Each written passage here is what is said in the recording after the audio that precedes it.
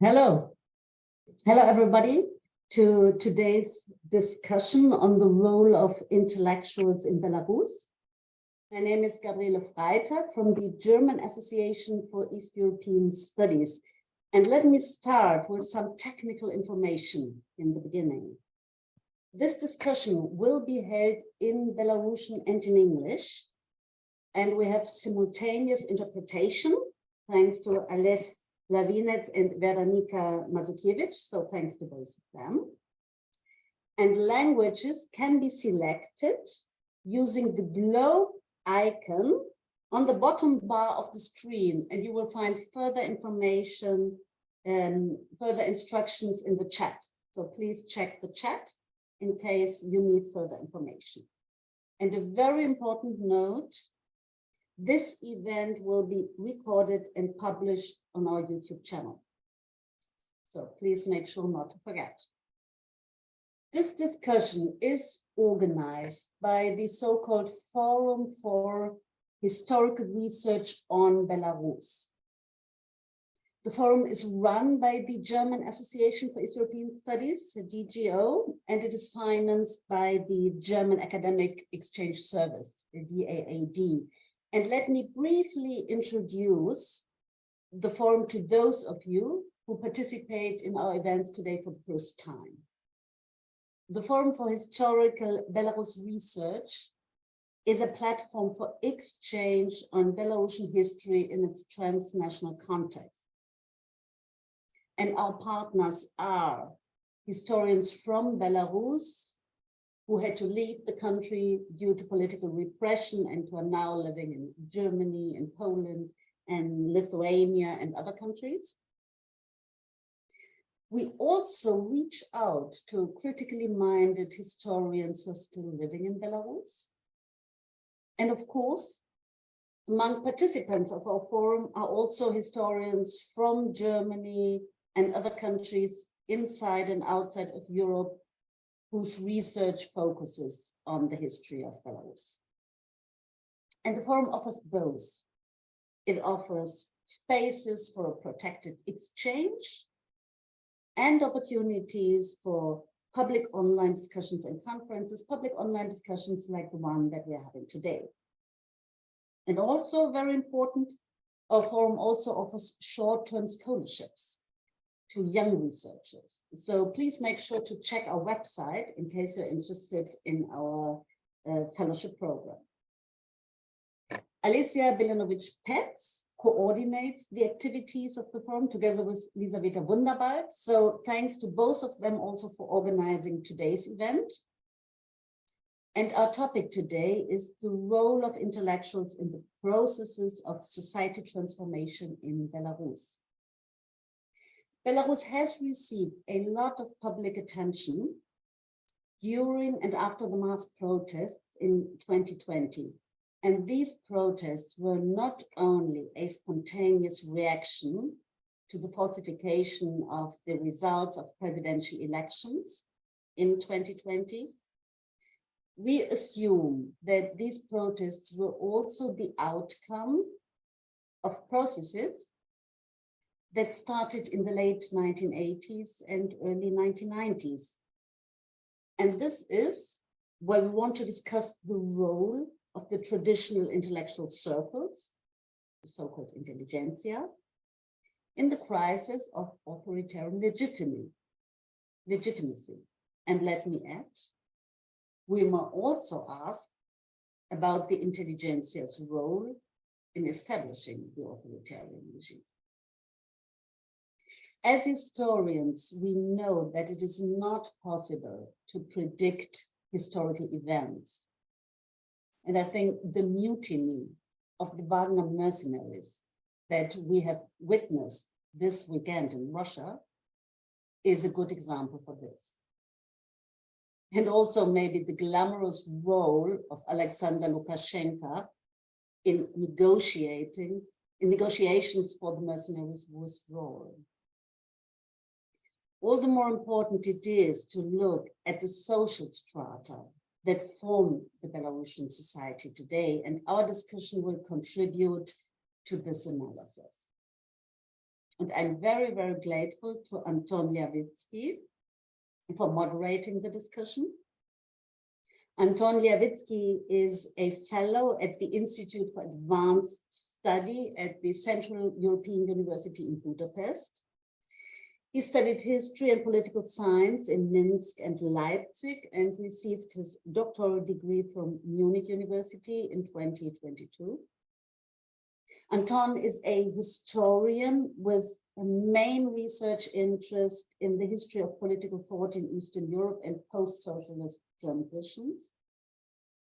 And I would also like to stress, Anton is a former fellow of our scholarship program. So Anton, thanks so much for moderating the discussion. And with this, I hand over to you. And all the best to the audience. Thanks for your attention. Дякую, Gabriele, за переводины. Дякую всім, хто долучився. Many thanks, Gabriele, for your introduction. Thank you, everybody, for joining us. We have a very large topic. I hope that we at least will touch upon some aspects. So first, I will make a small introduction. So the question of social function and intellectuals. So professional producers and expanders of knowledge is closely connected with the concept of truth and objectivity. At the same time, the word itself is not neutral. It contains specific ideological context, different contexts, often contradictory. Well, the ideological configurations of the 20th century, for example, the polemic of liberal thinkers and supporters of social path of development profoundly influenced our understanding of the role and place of the intellectual production sphere in public life. I will give you just one brief example. Authors like Hayek, Lani, or Popper defended classic liberalism, enlightenment, and rationalism. They maintained faith in the independent nature of knowledge, denied deterministic theories of social development, and emphasized the spontaneous nature of human self-organization. So on the one hand, Hayek and Popper strongly opposed the ideas of centralized planning, for which scientists and experts would be primarily responsible. And this is how many socialists imagined the future political system. At the same time, the belief in the objectivity and advantages of scientific research meant that neoliberals also left a special place for intellectuals and particular researchers in social development. The concept of our event today was conceived under the influence of Cambridge School of the History of Political Thought.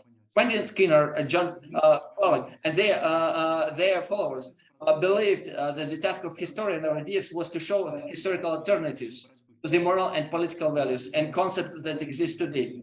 So they can be easily reconsidered or just discarded or revisited. So such work makes it possible to question established norms and to reveal the origin of the different platitudes. So this criticism does not force the listener to agree, but tries to explain how specific discursive decisions have far-reaching political consequences.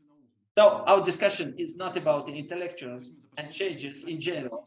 Belarus will be focused of our attention. We will take a starting point with an observation that the events of 2020, the dramatic circumstances of the election campaign and mass protests remain in modern history of Belarus comparable to the importance of the events of 1991 and 94. This discussion about the courses, content, and consequences of 2020 continues. So our goal is to contribute to understanding of these events.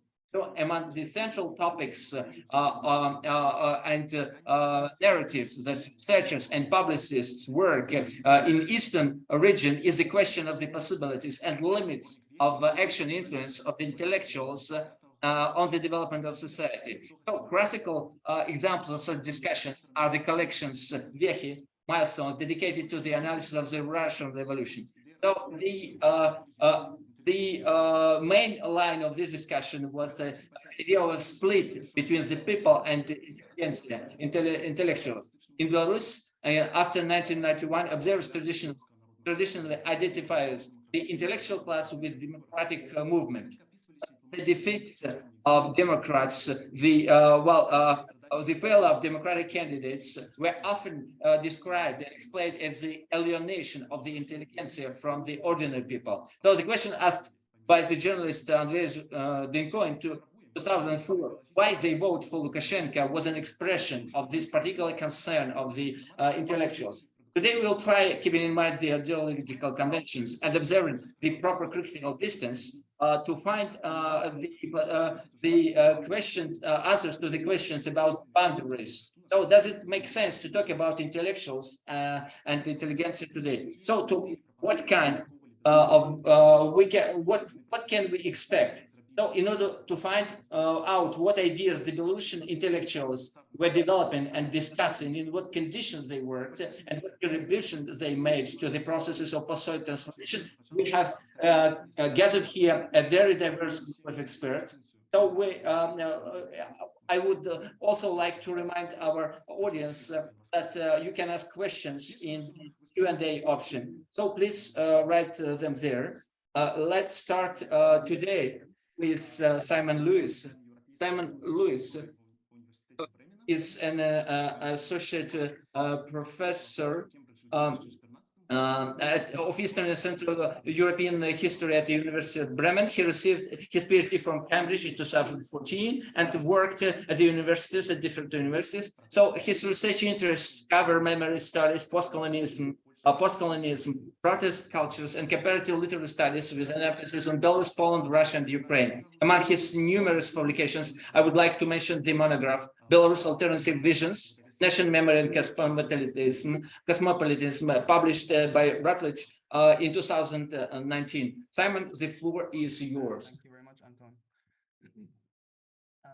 I'm really glad you make this distinction between intellectuals and intelligentsia. I think that's a very important distinction. And the first thing I would like to question with our theme is how exactly we define what intellectuals are. And I think that difference between intellectuals in a general universal sense and the historical phenomenon of the intelligentsia in the Russian Empire, in Eastern Europe, in the Soviet Union, and afterwards is very important. Because, I mean, with intellectuals, we have the famous quote of Antonio Gramsci, right? Where he said that all men are intellectuals. And I think he meant women as well, by the way, but he said all men are intellectuals, but not all men have in society the function of intellectuals. So, of course, anyone can have intellectual thoughts, anyone can be creative, intellectually active, in the same way as anyone can play tennis or paint walls or whatever, right? It doesn't mean that anyone who plays tennis is a tennis player, or anyone who can paint a wall is an interior designer, and not anyone is an intellectual, because that's a socially defined phenomenon. Yeah, it's a kind of elite. And so my suggestion here, my main kind of thesis would be that, yes, intellectuals and the intelligentsia have played a really big role historically in Belarus, but what we have now is actually something very different, that we don't have an intelligentsia anymore, and that intellectuals don't play a role as intellectuals. Of course, there are intellectuals and there are many, many intelligent people, but that social class is something which has disappeared. And so my main thesis is that actually there is no role of intellectuals, or there's a very limited sense. I'm kind of going against the title of the discussion here. So if we think of intelligentsia, the historical phenomenon, it's believed that the term was coined by two actually Polish philosophers, Bronisław Trentowski and Karol Liebelt, in the 1840s, to describe a social class in Poland, right? But then that term intelligentsia was translated and brought across into the Russian Empire, and it became this well-known phenomenon of the Ruski intelligent, which of course they weren't all Russian as such. And this Ruski intelligent, this Russian intelligentsia, had a very specific quality, a very specific role in society, because on the one hand, they were educated, creative people. On the other hand, they were very often people who didn't really fit into the elites in any classic way. Yeah, they were a self-defining, self-selecting class of people. Your classical Chernyshevskis and your Belinskis and so on. But they were also kind of outsiders. They didn't really fit into the whole imperial system. And you have a similar kind of phenomenon also later in the Soviet period, because of course you have these different intellectuals, different intelligentsia, who are now members of the Soviet power structures. Yeah, they're members of writers' unions, academies of sciences, and so on. But they're very often people who don't really fully fit in the sense that although they belong to the elites, to the official structures, often, not always, but very often, they don't necessarily hold a party line. Yeah, they don't toe that party line. They're very often giving slightly off-cue messages that the society can interpret in other ways. So you have writers of the war like Bukau, Karatkevich writing, nationalist histories, although they're very much part of the intelligentsia who are integrated into the systems. Now, I would say that, yes, that old intelligentsia had played a very strong role in the 80s and 90s in the transition from Soviet to post-Soviet society. But what we've seen in 2020 protests is something very, very different, because it's not just that the individuals who were part of that intelligentsia, that class, didn't really play a role anymore as individuals, yeah, like Pazniak and all those old names. I would even say that there's no such thing, that the social function of the intelligentsia hasn't really played a role either. So it's not just that those people don't figure so much, that there's no social need for an intelligentsia as such. Why is that the case? Well, what we saw in 2020 was, above all, the becoming visible of a civil society. Yeah, one which doesn't need leaders, one which has something much more like what Richard Florida, the American sociologist, called the creative class. Now, Richard Florida has been ridiculed a little bit for being in favor of gentrification and so on, the kind of hipster culture, the propaganda is the hipster culture. But I would argue that something like what he describes, yeah, there's much larger, much more horizontal, civil society based, often technologically savvy creators, some hipsters, different forms of class, different forms of thinker, have used especially the possibilities of technology, yeah, the crowdfunding, the Telegram channels. They did it before the protest, actually. The first important forms of crowdfunding happened during COVID. But these people, the people behind this, often are not intellectuals as such. I mean, of course, they're very intelligent, but they don't play that role of intellectuals. They're not the old writers and so on. They're people who represent a much wider, much more inclusive section of society. And yes, when writers and intellectuals and scholars and many other musicians, people who you might have classed as intellectuals, played an important role, yeah, in writing poems, in writing books, in calling for revolution and so on. It wasn't because they were intellectuals that it mattered. They were more giving voice to a kind of to a much greater phenomenon, which is up above and beyond them. What's my main evidence for this theory? Actually, I think you can see this most in the reaction from the regime. Because before, if hypothetically there was a group of ringleaders, intellectual ringleaders who you could just lock up and then it would stop happening, yeah, there would be no more protest, then they would do that, right? It would be the logical thing to do. Just lock up the ringleaders, and there's no more rebellion. But they don't do that because they understand that protest, that resistance can come from anywhere. It can come from any member of that quasi-creative class. And so I think the evidence for this theory, this thesis, is precisely in the fact that there are mass repressions all over the country, in every form of profession, in every age group, in every form of educational level, and so on. Yeah, that's pretty much all I had to say. Thanks very much. Дякую, Саймон. Я думаю, це вельми важна думка. Many thanks, Simon. I think this is a very good thought. Well, to see different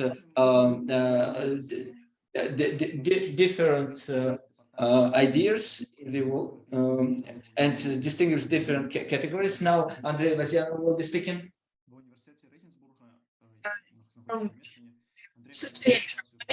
Andrei has a thesis on.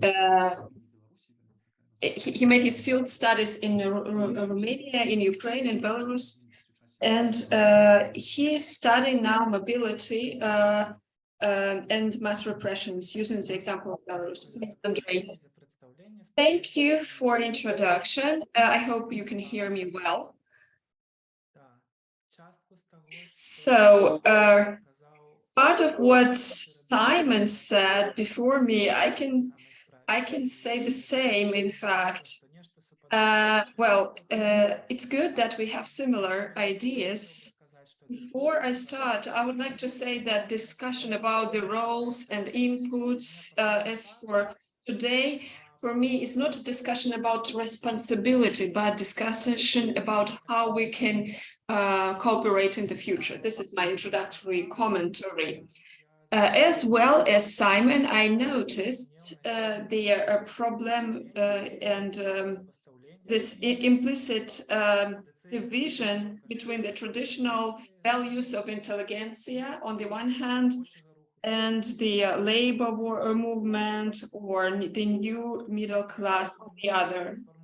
I would formulate this doubt from a position that is not typical for most of Western European countries, as well as not typical for the Russian context, but for Belarus it is typical. This is a research and activist position.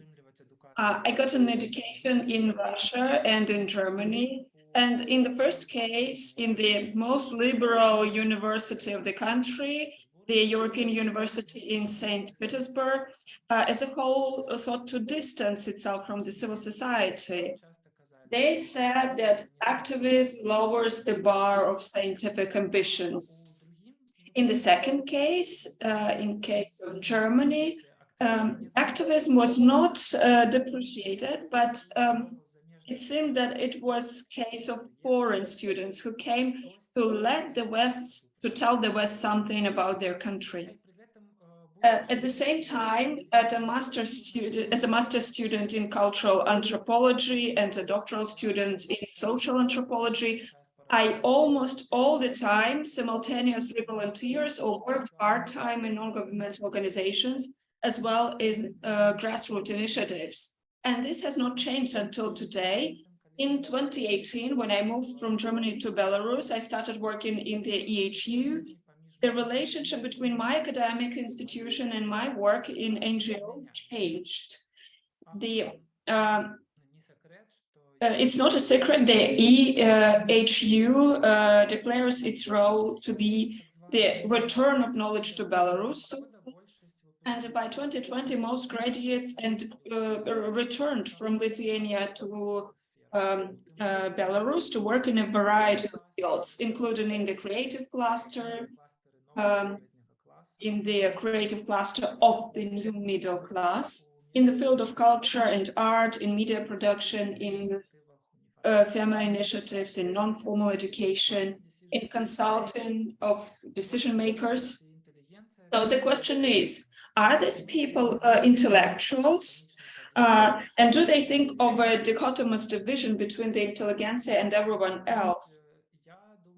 Well, I dare say that such a division has never been the only or even dominant social mythology among the that has often been as a long spectrum or a non-linear field of positions where very different people can work and cooperate.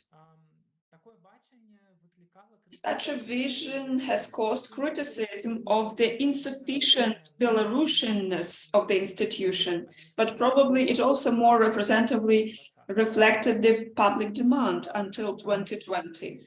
Neither in 2020 nor in 2022 did the EHU stay away from events affecting society. Here, I do not plan to describe the details about how the university community helped the repressed and expressed support for the protest movement, how it helped students from Ukraine. It seems to me that the very degree of involvement can be observed from the outside. The EHU is not the only example of an institution actively involved in resistance, where the barriers between the traditional intellectual environment and non-traditional, whatever it means, were thought to be much less relevant, insurmountable, or pivotal than it is presumed in the question. If one of the achievements of 2020 is that the borders between the intellectuals and all the rest, they were sort of removed. And if we take this position and reply about the question, reply to the question about the input of 2020, then we can assess from the position that it was more about personal activity.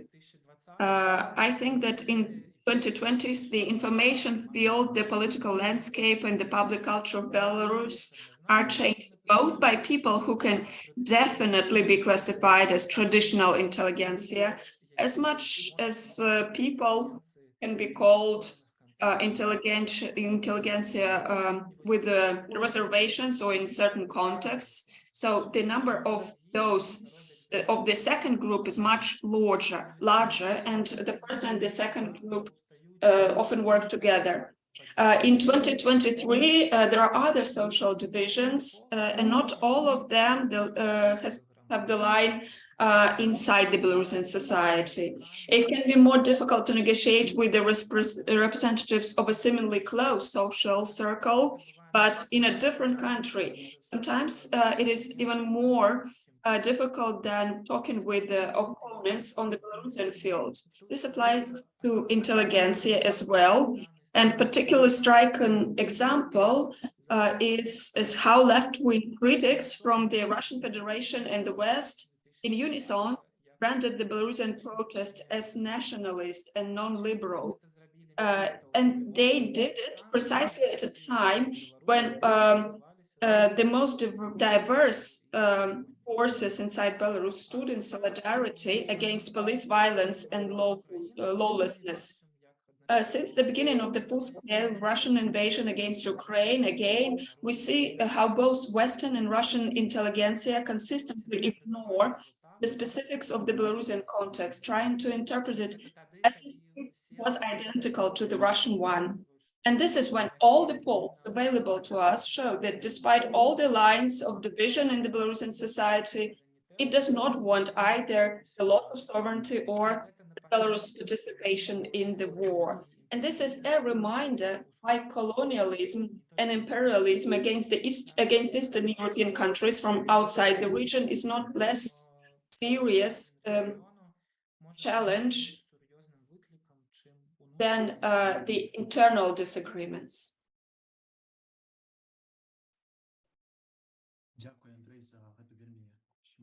Thank you, Andrei, for this very multifaceted perspective. It's very important to see. We have 44 participants. That's great. You can ask your questions in the Q&A function while we go further. And now I would like to invite Tatsiana Astrouskaya.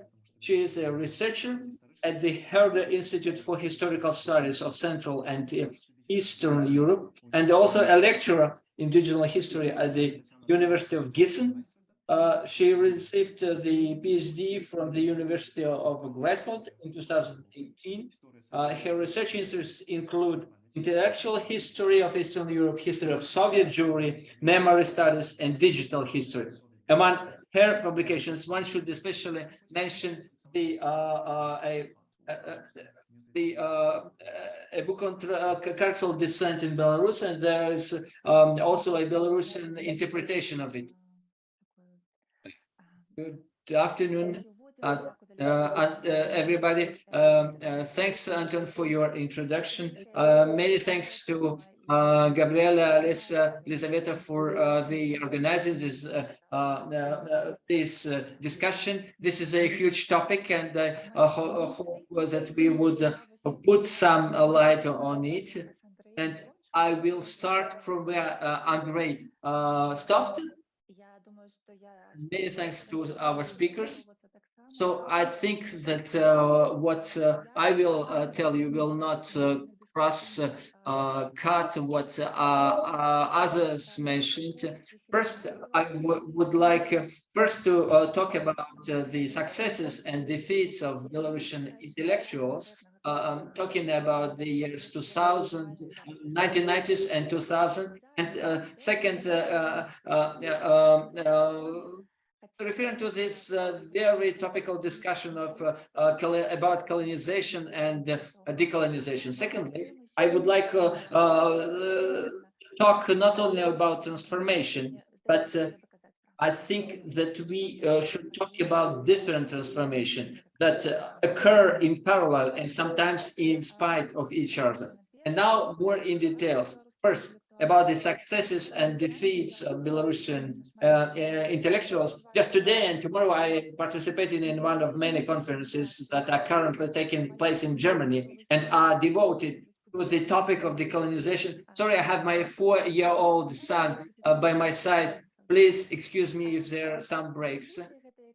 So this discussion that the Western Europeans open for them, but our Eastern European intellectuals, including Belarusians, have been conducting this discussion for decades. And despite all these efforts, Eastern Europeans were not heard. And we know that they were, they were heard too, only at the cost of incredible repression, hundreds of thousands of lives, and brutal destruction, including material and immaterial heritage. But well, these discussions were launched at the end in late 80s of the 20th century, and even early in Belarusian case. Please remember, Zenon Pozniak, if you remember, warned in his Samizdat publication the situation in Belarus 1974 about the danger of Russian colonialism, and he saw that it continues in the national policy of the Soviet state. And one of the main goals of the new nation states and new intellectuals was the desire to get out of influence and shadow of Russia, to return, or in the case of Belarus, to create a new their historical and political agency. Exactly the same decolonization that there were no, at that time, corresponding name yet. And if there were such term, it would hardly have changed. It would have hardly changed anything significantly at that time. At the same time, these attempts to get out of the shadow of Russia and the East were simultaneously accompanied by uncritical attempts to join the West. Well, there was this aspiration, and it had a kind of emancipation effect. But the fact that the West was also a colonizer at the same time, excuse me, the West was also a colonizer at the same time.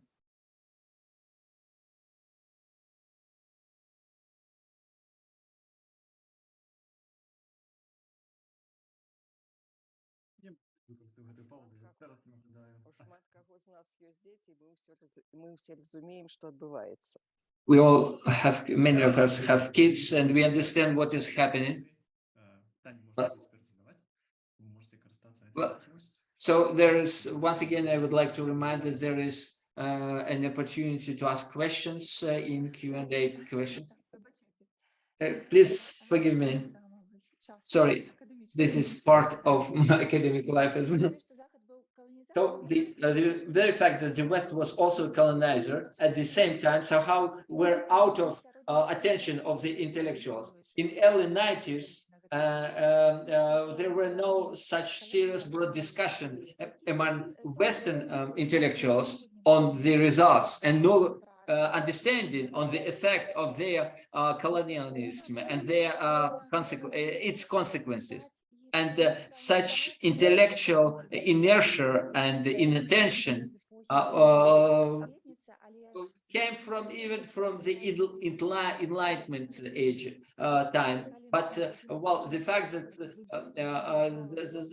it was there. When we look at the outstanding intellectuals of the generation of 60s, Chomsky and Habermas, who were very critical.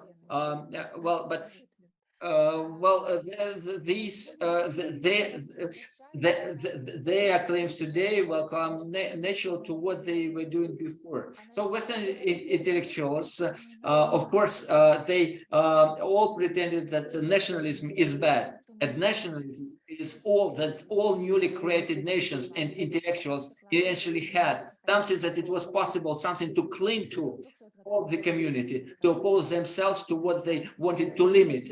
I mean, the 300-year legacy of Russian. But it was clear that also the late Soviet period, it was also much more complicated. Ales Belarusian explained this very well. I will refer to him later. So he said national state was needed to be able to form a national community. So Eastern European intellectuals failed to pass this message. They failed to learn languages and to make brilliant careers in the West. So there was moment at the moment of confusion. So they also maybe misunderstood their responsibility as public intellectuals. But there were some attempts, even in Belarus. There were monthly fragments and intersections. The first issues that existed in mid-90s, it was an attempt to reconcile post-colonial theories to the Belarusian context and to create also new forms of cooperation outside the orbit of the Russian influence, cooperation with the West. And it was both power and weakness of them. The second issue, I do not agree with the fact that intellectuals are passing away, that they are obsolete, that the society does not need them, that knowledge, the cumbersome, the complex knowledge is important. But what is needed also as a critical reflection, critical thinking to understand what society is. And from all this data, with all the educations that we have,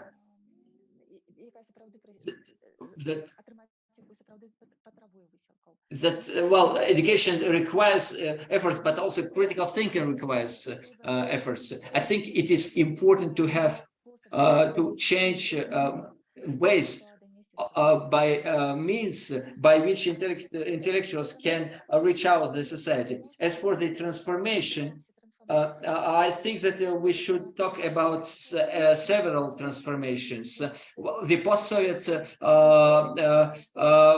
transformation seems to have ended and turned in the opposite direction. Historian Philip Ter from the University of Vienna insists on the concept of co-transformation, which includes not only the process of taking place in the Western Europe, but the mutual Eastern Europe, but mutual East and West relation. Well, and we see this from the beginning of the full-fledged, full-scale war in Ukraine. It's very important to have this co-transformation, and it carries also big risks, kind of manipulation of the public opinion, fake news. We all know that regimes of Putin and Lukashenko, they use these processes of digital transformation of the society, but it also opens up great opportunities for establishing communication between the intellectuals and societies. And the communication, as Edward said, noted, was radically interrupted even before early 1990s. Well, so to to keep and to create a new. The intelligentsia and intellectuals themselves have also been subject to this transformation. So what changes is the change of the understanding of their role. Well, it's difficult to assess, but we see greater pluralism, of course, and we see a different kinds of intelligentsia emerge. Well, there are experts, analysts, university professors, school teachers, but also in the provinces. They are their number is larger, and they are pretty much aware of what is happening in the society, and they can also influence the public opinion as well. But we often ignore them. We think sometimes that we should not take them into account. But I think it is a very important moment. I think these intellectuals in this large understanding, they being to some extent subjected, dominated by the state in Belarus, they have a leading role. Thank you very much, and I will stop here. Thank you, Tatsiana. There are questions in chat, but also there would be a possibility to raise your oral questions as well. So I think it's very important that Tatsiana raises this issue of intelligentsia, of intellectuals, and our next speaker will be Hapava. She is a professor at the Department of Sociology at Western Michigan University. She was a founder and director of the Center for Gender Studies at the European Humanities University, which was mentioned today. She studied the class, gender, nation building, and intellectuals in the post-Soviet state. Her latest book, Classes of Nations, a feminist critique of nation building, was published by prestigious Moscow publishing house in 2016. Please, Elena, the floor is yours. Glad to be here, but well, I can see that well, I go here under the name which I do not recognize. My name is spelled in whenever I am it is in Latin alphabet, it is spelled as Gapova. Well, we are talking here about intellectuals, and we are talking about intellectuals because we are talking about a better future. Well, that's what the issue of this conversation is all about. And of course, a better future must be imagined before it can be built. And this is what intellectuals actually do, all intellectuals. They or we, as Zygmunt Bauman used to write, intellectuals are interpreters, intellectuals are the producers of ideas, the judges of truth, taste, and morality. At least that's what we want to believe about ourselves, because we have, or they or we have better access to knowledge. And well, there are, of course, public intellectuals. Public intellectuals have an important role of communicating, communicating those important ideas to the public. So it follows from this that envisioning solutions to our current crisis is what intellectuals can do and are supposed to do. Well, this is at least ideally. Now, this is all theory, and let's now move to the desert of the real. And what kind of solutions are we to dream about? And just to have some kind of, to begin answering this question, we need to look at the nature of current crisis and what it was about. And by the current crisis, I'm speaking the one that was launched in 2020. And before that, there had been for several decades the old opposition, for which I have deep respect, but the old opposition had been articulating the ideas of language and nationhood and decolonization and all those things which make sense and which were the ideas, but for some reason it did not click for the people. The people, well, there was a certain acceptance, but not much interest. But then 2020 came, and all this that happened. So that crisis was about what I would call actual citizenship. And by actual citizenship, I mean, well, not just I'm following, of course, political scholars, starting with Aristotle, actually, a different kind of a relationship with the state that would ensure people or citizens actually participating in power and decision making. That's what it was all about. And I remember an article, a recent article, probably from the last year, by two sociologists, a Ukrainian Vladimir Ishchenko and a Russian Oleg Zhuravlyov, a Russian and a Ukrainian, and they argued in that paper that post-Soviet revolutions, and the Belarusian case was one of them. The post-Soviet revolutions have been responses to a severe crisis of political representation, when people felt that the ruling elites could not successfully claim representation of the interests of broader social groups and of the whole nation. You might remember that several years ago, during some protests in Russia, there was a famous slogan, "Вы нас даже не представляете." You do not even represent us. The slogan that was the people were addressing those in power. And as we look at the Belarusian Belarusian uprising of 2020, so people did not speak about citizenship, but they talked. There was a lot of talk about dignity, and that line, "Людьми зваться," it was repeated. It was used regularly by people when confronting some top managers at Grodno Azot chemical plant, that at potassium mines in Soligorsk, and some, when there was a meeting with the Parliamentary Commission for Human Rights. So, and it was astounding how often protesters resorted to this vocabulary of dignity and worth. And I remember at some climatic moment, women philosophers from EHU, Tatsiana and some others, they performed a public reading of John Locke's tract on liberty, and the words, "Man being by nature all free, equal, and independent, no one can be subjected to the political power of another," and how these words were reading in downtown Minsk.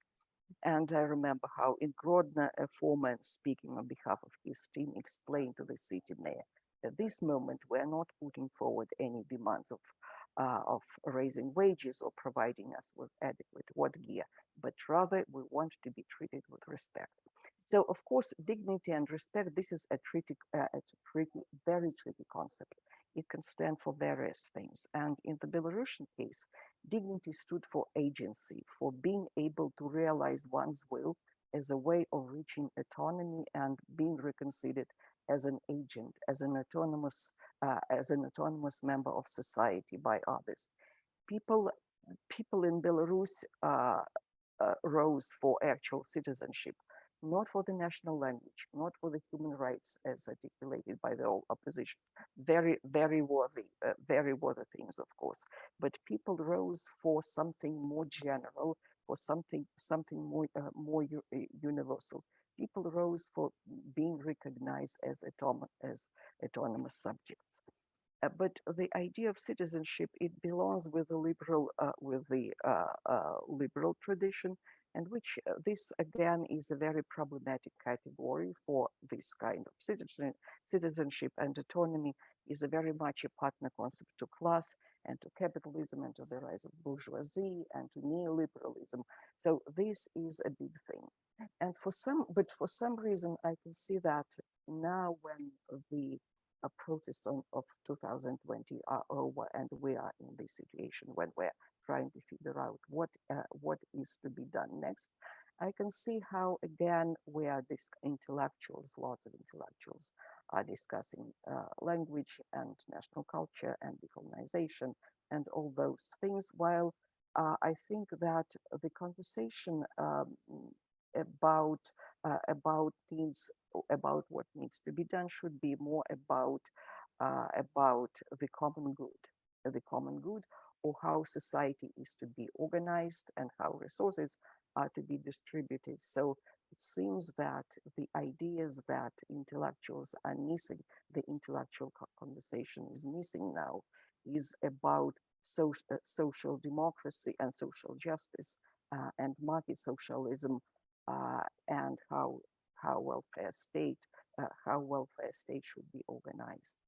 So I think, well, I'll probably stop here. Дякую, Лена, за ту презентацію. Саме доволі. Elena, for your presentation. I think now I will ask you a common question. I will give you an opportunity to develop your ideas, and then we will go to the questions to give a possibility for the audience to ask questions. So you've mentioned already that in 2020 and 2022, in the West, there are very tense discussions, but still, you've mentioned Habermas, is their name, with some proposals of how to regulate this conflict. So I want you to talk more about this point, the role of intellectuals of the society of Belarus in this new context. What do they do now? What don't they do? What they should do in the current context? Simon, you can start if you can. Thanks very much, Anton. That's a very good question. Thanks very much also to the other panelists for your excellent inputs. I'd like to question, or not question, but also bring up one thing that Yelena just mentioned, kind of in passing. You said the protests are over, and I think a few people would disagree with you that it's not over. It's in progress. It's just kind of simmering on a low boil, and one day maybe it will continue. Maybe it won't. We don't know. But in that context, I'm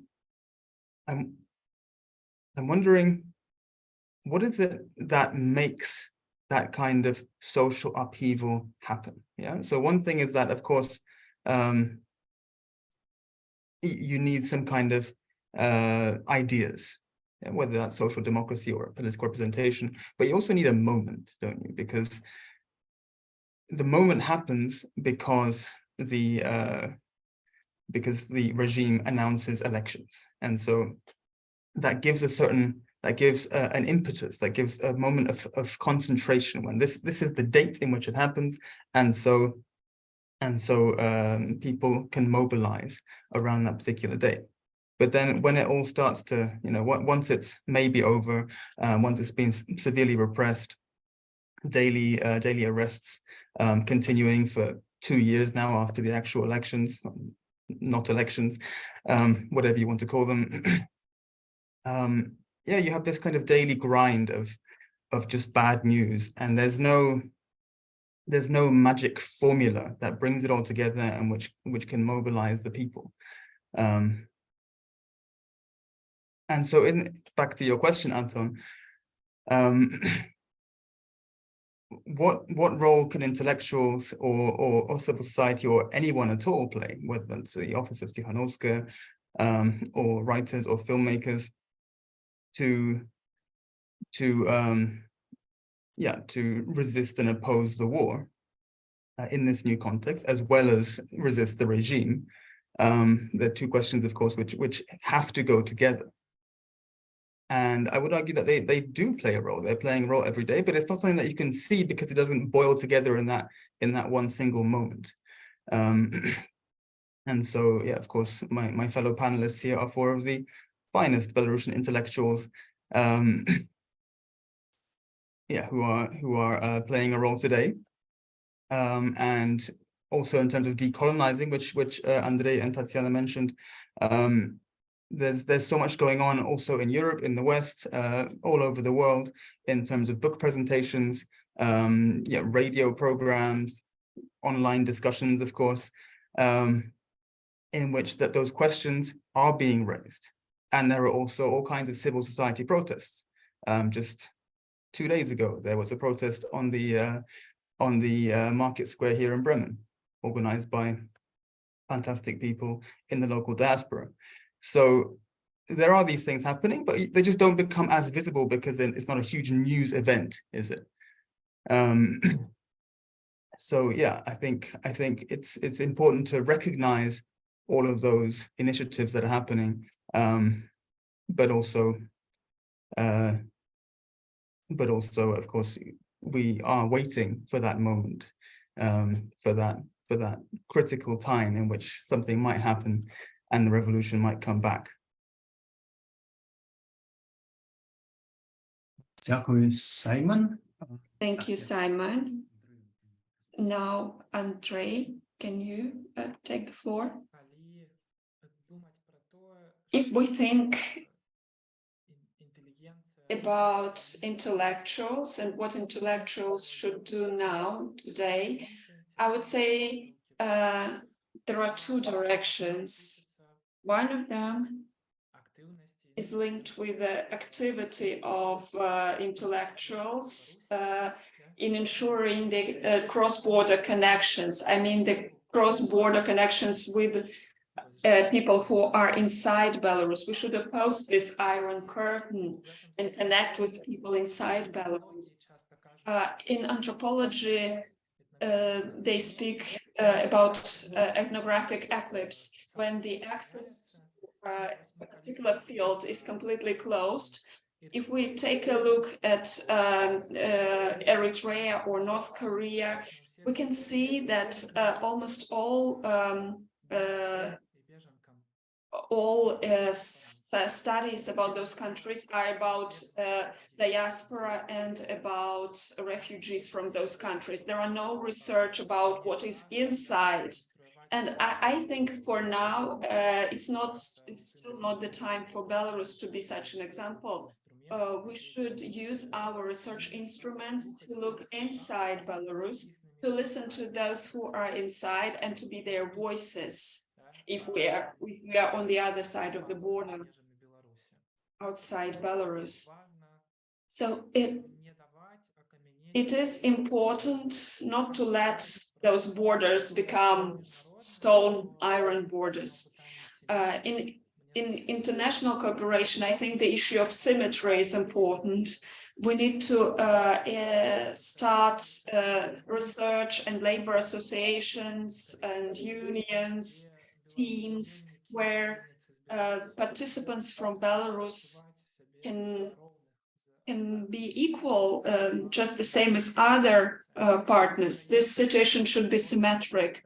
I think that quite often this symmetry was missed in the past and it's still not present. Thank you, Andrei. Thank you. Thank you for raising the topic of migration. Now, Tatsiana, I have to add.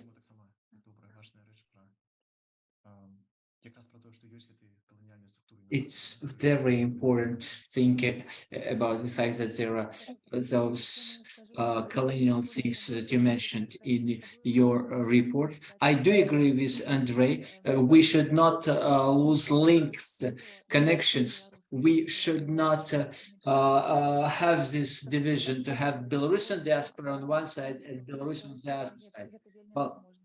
Well, it's possible from theoretical point of view, but we should not forget to listen to those people who are inside Belarus. Well, another point, how can we communicate with them, maintain relations with them without doing harm to them? Well, the image, the ideas that we create, the ideas we have about them, and the presentations we made here of them in the West is very important. As for the concept itself of a revolution in building, revolution in progress, how to translate it in application to the situation in Belarus. I like an idea that Alexander Meyer, it seems to me, invented about the revolution on 1848. So it was a history of success of one defeated revolution. So the fact that there were protests in Belarus and it was defeated, the protest was defeated. I think this is a success story for Belarus. We should look at the year 2020, not at itself in its singularity, but we should look at it in relation to all processes of transformations that took place in 1990s, in the years 2000. Liavitski, from this point of view, this is an intellectual of our transformation. He is very typical. He started at the late 80s and he continued his activity in 90s and so. And we look at him. He is a person in a change, in evolution. So I think that the times of old intellectuals is not gone. We are still to look at what might future look. We should learn better what was the history. Thank you, Tatsiana. Elena, would you like to add anything about the year 2022? Or well, unfortunately, we can do in practical terms with very little. We cannot influence the course of things in any major way, but we can do what we always do, of course, and just we think and we write and we represent what is going on in Belarus to the outside world. So that's our job these days, and the way we do it, the way the world knows about us is from much of our own right. But unfortunately, we're not there. We're not in Belarus. We're outside of Belarus. So what we can do is really very, very limited. Well, sorry for being pessimistic. Alena, можна я задам вам одне удокладняюче питання? Як ви думаєте, то, що ми за межою? Can I ask you a question? The fact that we are abroad, that there is a distinction split between those who are in Belarus and the diaspora, does it have any negative consequences? Пам'ятаєте, The fact that we are abroad. Do you remember the Lenin's article about the Russian Revolution? I don't remember it. Herzen started the revolutionary agitation, and so the first these were decabrists, and then Herzen, and I think, and after that there were those who came after. Now I think that we are at the stage of Herzen, who launches some revolutionary agitation and propaganda. It is it's very optimistic because Lenin managed. Happen fast. Добренько, я думаю, що ми тоді перейдемо до питань. Great. Now we will go to questions. I have a number of questions. I am not sure where you can see them. I will read the first question. I will try to read this. Interest in national culture. We observe this in Belarus and we can see it now in Ukraine. What do you think is the reason for this increased interest? Why exactly during difficult situations people are drawn to the national culture? Ну, я пропонував ту же порядку повести, Саймон. Хочеш почати? Yeah, just to check, you don't want to read out all the questions because we might run out of time if we do each one separately. Ага, да, давайте тогда. I cannot see this question, the one that you just said. There's quite a lot of them. They're in the Q&A function, and I think if we do one at a time, we will run out of time. That's just my. Да, окей, добре, давайте я прочитаю всі 4 питання ми маємо. і паспробуйте адказаць на іх все разом. Таким чином, перше Fill питання. it all the four questions. So first question was about national culture. Why people during social upheavals or protests feel an increase in interest to national culture. The second question, there are two questions. Is it possible to define an intellectual as a person has a critical attitude towards the reality that can, with arguments and logically translate his or her views? A Belarusian intellectual, is it always a person with democratic values? A question from Victor Shadursky. Next question, should the intellectual always listen and hear the so-called simple people? And Зацікавило з цих питань, чи може бути всі одразу? Будь ласка, Саймон. Давай. Okay, thanks. Yeah, many thanks. As for I'll start with the last one. I think it's an interesting one. I mean, they're all very interesting, but I'll start with the last one. Is it possible to discuss Belarusian intellectuals in non-post-colonial terms? And I wonder what that means. I think it will mean different things to different people. If that's an accusation that we have been discussing Belarusian intellectuals only in post-colonial terms, then I think it's important that post-colonial context is taken into account. Is it possible to do it otherwise? Of course it is. At what point do you stop becoming a post-colonial subject who's constantly inevitably influenced by that context? At the same time, we live in a very not only post-colonial but colonial in the present time, don't we? So maybe it's not the most pertinent thing to do. But in the sense that Belarusian intellectuals are, European global intellectuals like anyone else, like the Western intellectuals we've been discussing. I think someone meant Slavoj Žižek as one, or Hapava, or whatever. Of course, it's possible that there are Belarusian intellectuals who don't only belong in this post-colonial context. I'll go back to the first one. During social upheavals or protests, there was often increased interest in national culture. My first kind of counter question to that is, what is national culture? Of course, there is increased interest in national culture. And I think you might mean that there's more and more interest in people learning the Belarusian and Ukrainian languages and so on. Apparently, there's more and more Belarusian books being sold, like fiction and poetry. The number of books being sold and read has gone up massively in the last 5-10 years, but especially since the protests. And that's a great thing. But again, that also suggests that what we're dealing with is more and more a growing civil society that's becoming conscious of its own agency, its own representation again,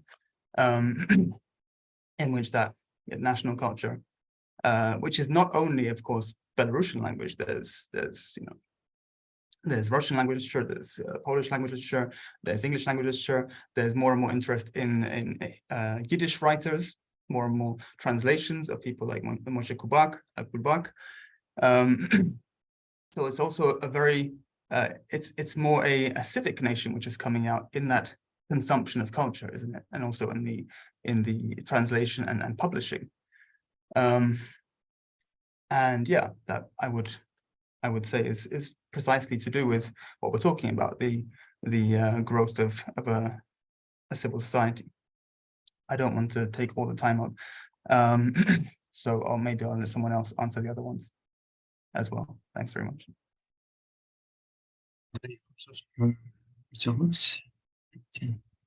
Дякую. Хтось ще? You see questions in the chat. Belarusian intellectuals are always individuals with democratic values. No, of course not. Well, the intellectuals are not necessarily democratic. Some are, some not. well, and during the 1990s, it was particularly clear during the 1990s when some groups of national intellectuals were referring to the common people as kolkhozniki, kolhasniki, and there was so much contempt in this that, well, it was just, I was reading all those things and thinking, well, how can you expect that someone is going to vote for you when you are just regarding all those people with all this contempt? So, well, but intellectuals are like everyone else, no better and well, sometimes worse, probably. May I pick up two questions then? I have very short answers. So the first answer is to question about interest to national culture. And I think it should be answered with regards to regional context. And the regional context is radical transformations in Russian Federation. And I think actually the increase to national culture in many bordering countries was, among different other reasons, also provoked by what has happened to different spheres of Russian social life. So people want to disassociate and to see themselves as different, to talk as different people. This might be not the most beautiful explanation, but I think this can ethnographically be proven. A shorter answer to question, is it possible to discuss Belarusian intellectuals in non-post-colonial terms? I think it is possible, especially if we discuss Belarusian intellectuals with other post-colonial subjects. That's it. Дякую, Andrei. Tatsiana, Thank you, Andrei. Tatsiana, do you have anything to add to these questions? Well, quickly. As for the question on national culture, this is a very important moment for me personally. This is why I think the Revolution 2020, I do not agree that there were no contribution of the end of 80s, of 90s. There was a contribution. And this is why we pay attention to this year 2020. After 2020, there is a rise of interest to the national culture. The white flag became a symbol of national symbol of the change of the protest. Well, it was an alternative could not be created. It would not be able to unite all the layers of the society. And the national culture, from this point of view, as the state, which from national point of view oppresses, well, everybody automatically understood this spirit, this symbol of protest, and it creates such a symbol. It created a very interesting question of Victor Serdulovsky. As for Belarusian intellectuals, we should study these dropouts of transformation. Those persons who were in late 80s, at the beginning of 90s, were actively engaged in perestroika, in the transformation processes of Soviet society, of post-Soviet society. And then somehow they became actively engaged in building authoritarian regime, such people as Pavel Yakubovich, or, well, we don't know much about him, but there should be some biography and bibliography of him, of what he wrote, and I think it's important. Thank you very much. Thank you very much, Tatsiana, for your answer. We have also, as far as I understand, we have oral questions. I'm asking our organizers, is it possible to do anything with that? Well, thanks, many thanks for your discussion, for your conversation. It is very important conversation, and many things were mentioned. But it is my command and question as well. Well, it is maybe in continuation of what Alexander Pershay mentioned. Do we need this category of intellectuals today? And it seems to me, and Simon at the end of his presentation, and Andrei also mentioned that this is to some extent a hierarchical category. When I talk about intellectual, I see a white man, a privilege most often from the West or from the Soviet Union. I don't know women or black persons who would call themselves intellectuals, even if in the history of the Soviet Belarus, there were women inside Belarus, in the Soviet Belarus, or in diaspora, were those who did many things, but they didn't call themselves intellectuals. And now, those who create such knowledge, they call themselves artivists, educators, educators, activists, artists. They call themselves in this way, but this category is not present. This is my first question. Second question, Yelena, you mentioned that struggle for the better future. How to define who are we and what is better future when he have such universal categories, even if with the common goal. Well, we know that in the Belarusian protests there were groups, LGBT representatives, and they fought to be called human beings, persons, and their call was different. They were also Belarusian nationalists. For them, common good was something different, and we have different attitude to nationalists. So their common good was a bit different. So is it possible to have this common good outside this decolonization framework in a larger sense? Thank you. Yeah, so Alena, can you start then? Because the question. So about a better future. We in this webinar, well, in this case, it's absolutely clear. The members of this group, we are who we are here. And now, of course, revolutions are about a better future, and all kinds of people participate in revolutions. And now, well, it would take too much time about what social groups took part in the social revolution. But common good is an absolutely crucial thing. What is this all about, and how all these different groups can work out a certain understanding of a common good? And well, once again, I wanted to stress, I can see so much talk about decolonization and not enough conversation about social justice and about social democracy. But referring to your previous question, who you see as an intellectuals and what kinds of people call themselves intellectuals, I think that the time when an intellectual used to be a white Western male is already past.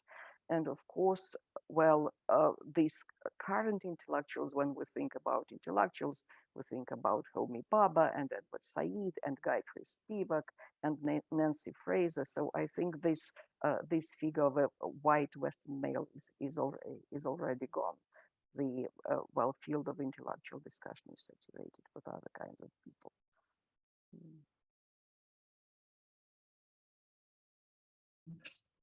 Simon, Simon, can you continue? Yeah, thank you, Tanya, for the question. Yeah, to begin with, I agree totally with you that that the stereotype of the intellectual, at least in a Western context, I wouldn't agree with that at all. Maybe in the Belarusian context or the East European context generally, there is more of a sense of a white male intellectual, but that's also changing. The bigger question about the common good. I mean, all societies everywhere have divisions, don't we? That's what democracy is. If you don't have division, then you have totalitarianism or something very close to that. So of course there are always different interests in every society, and that's actually what democracy is. It's having divisions and being able to talk about them and being able to discuss them and somehow maybe overcome them through democratic government and civil participation. And so in this case, what is the common good that might be imaginable, and I would say it is imaginable for Belarus? Well, one thing is that common good is not only in Belarus, it's the common good of everyone in Europe at least, and probably the whole world, that the war on Ukraine stops. Yeah, and that's why there are so many Belarusian civil society activists everywhere also campaigning against the war in Ukraine, not just because it looks good or something. I mean, there's definitely a common good there also for Belarus, because you need those values of freedom and civil liberty, and those are precisely what's being destroyed, what Putin is trying to destroy in Ukraine and also in Belarus, right? So there's a clear connection there. So yes, of course there is something like a common good. That doesn't have to be the same thing for everyone. It doesn't have to be the same exact thing that everyone's striving for. But there has to be a society in which those differences can be voiced. I'll finish there.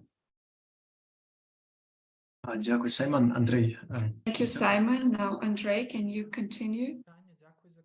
Tatsiana, thank you for the comment. I have two short reactions. One is to what Ms. Hapava said about the time when intellectual is no longer a white male. I think it is over. This time is over, not because of academia and intellectuals becoming more inclusive, but this time is over because access to academia and intellectual circle grants less and less profit. So we should be frank about it. That's why it's less attractive. That's why it's more acceptable for women. As for the common good outside the post-colonial in 2021 and in 2022, my replies would be different. Some choices are no longer available. We have a lot imposed on us by the conditions, external conditions of war, of Russia's war on Ukraine. So today's decolonial option becomes necessary, whether we like it or not. Tatsiana, can you add anything? Thank you, Tatsiana, for wonderful questions. The first question, yes, we should pose such difficult questions about inclusive conditions now. Even if we think this moment is difficult for the Belarusian culture and the Belarusian society, we shouldn't wait for concentrating on those issues. I just remember this discussion started by Alena Hapava in the end of 90s, when Belarusian national-oriented intellectuals were not that much exclusive in the treating the role of women, and this discussion was sort of criticized widely, and this criticism was not very much intellectual. Sometimes it was very personal. When I was writing about anti-Semitism of the Belarusian Democratic Movement, well, I also received some criticism, but I think that yes, it is very important to speak about such issues now. It is the time. We don't need to wait. you very much. Thank you, Tatsiana. Thank you for the questions. I think we're close to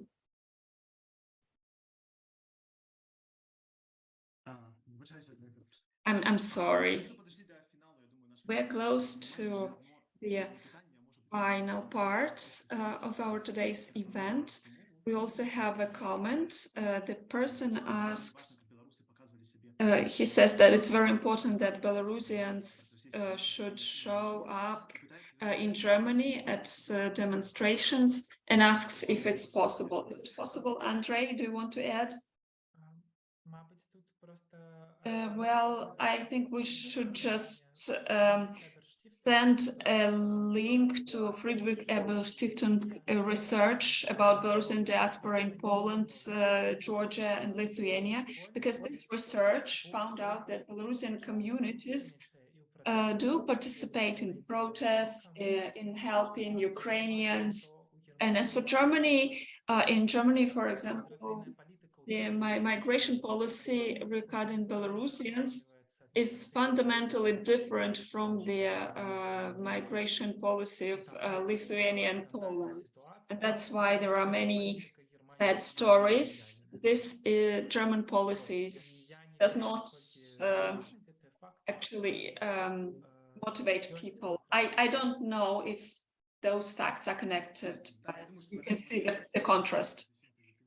Yeah, I think this positive moment is good to finish the discussion. Just a short note.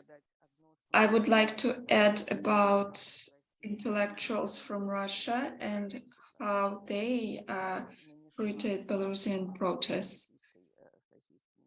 I can say that I have many connections with Russian intellectuals, and all people I know, they were on the side of the Belarusian protesters. They were speaking out about it, they were writing about it.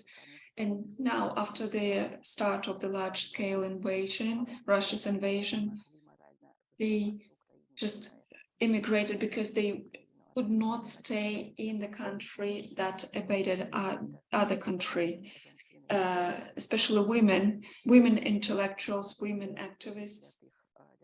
They do a lot for refugees of war. They collect funds, they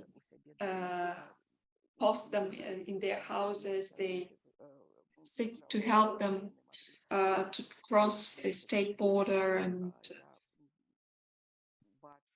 I can see a lot of solidarity from the side of Russian intellectuals. Thank you. I thank you all very much for taking part in the discussion. Thank you to the audience, and thank you for your questions, and thank you for listening. I think we had good time together. It was useful. Thank you.